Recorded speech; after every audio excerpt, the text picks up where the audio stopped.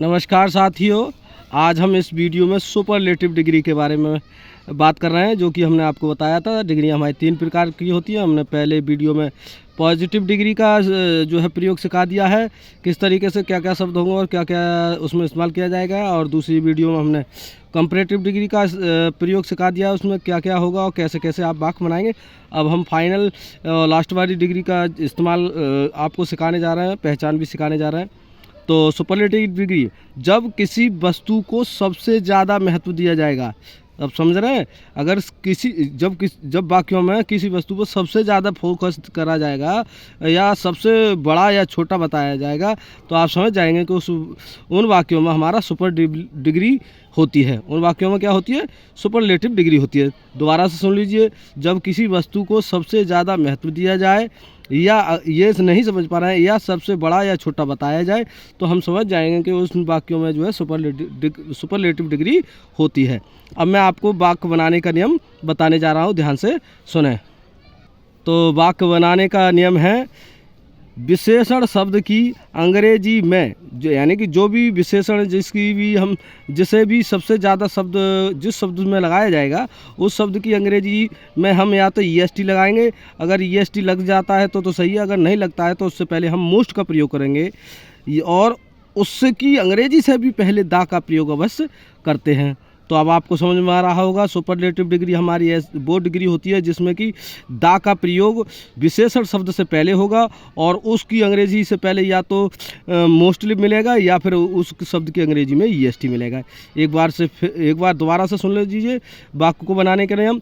अगर कोई भी विशेषण शब्द है जिसमें सबसे ज़्यादा बल दिया जा रहा है, सबसे बड़ा या छोटा बताया जा रहा है, तो उसे विशेषण शब्द कहेंगे। यानी ये उस शब्द की अंग्रेजी से में या तो EST जोड़ेंगे या उससे पहले मोस्ट लगाएंगे, उससे भी पहले हम क्या लगाएंगे? दा का प्रयोग अवश्य करते हैं। तो अब मैं एक दो वाक्य बनाने जा रहा हूँ ना, ध्यान से सुनेंगे और आपको बस जो है समझ में आ जाएगा। ध्यान से सुनिए।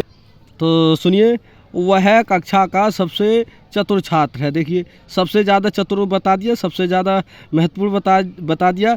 वह सब कक्षा का सबसे चतुर छात्र है, तो सबसे चतुर बता दिया नहीं, सबसे ज़्यादा महत्व बता दिया इस पर चतुरता पे।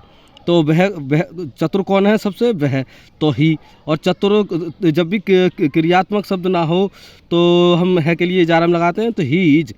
अब दा मैंने देखो, चतुर सबसे चतुर है क्लेवर, तो क्लेवर में EST लगा दी, उससे भी पहले दा। He is the cleverest student of the class, काय का? कक्षा का। तो इस तरीके से समझ में आ रहा है। अगर कम समझ में आया तो अगला सेंटेंस देख लीजिए, शीला सबसे सुंदर लड़की है।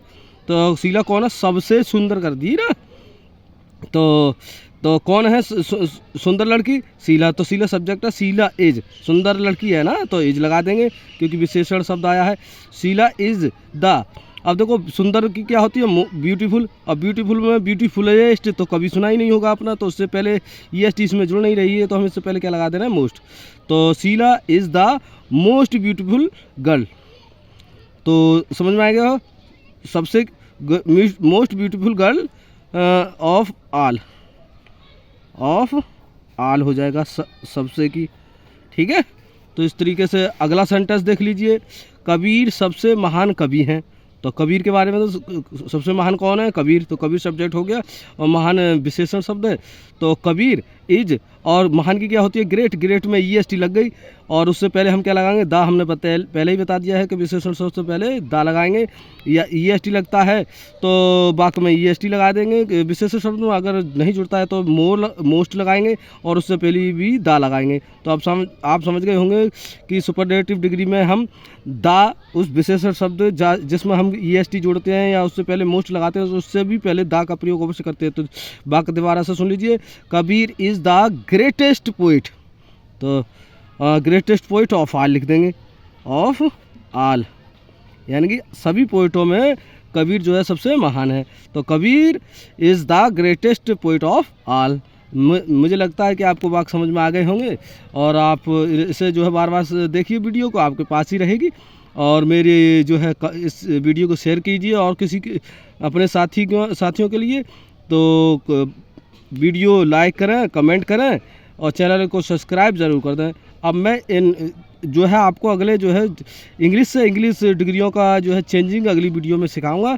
सपोर्ट करते रहिए और वीडियो का आनंद लेते रहिए। लाइक करें, कमेंट करें, शेयर अवश्य करें। ऐसा ही मैं आपसे आशा करता हूँ। Thank you watching for my video.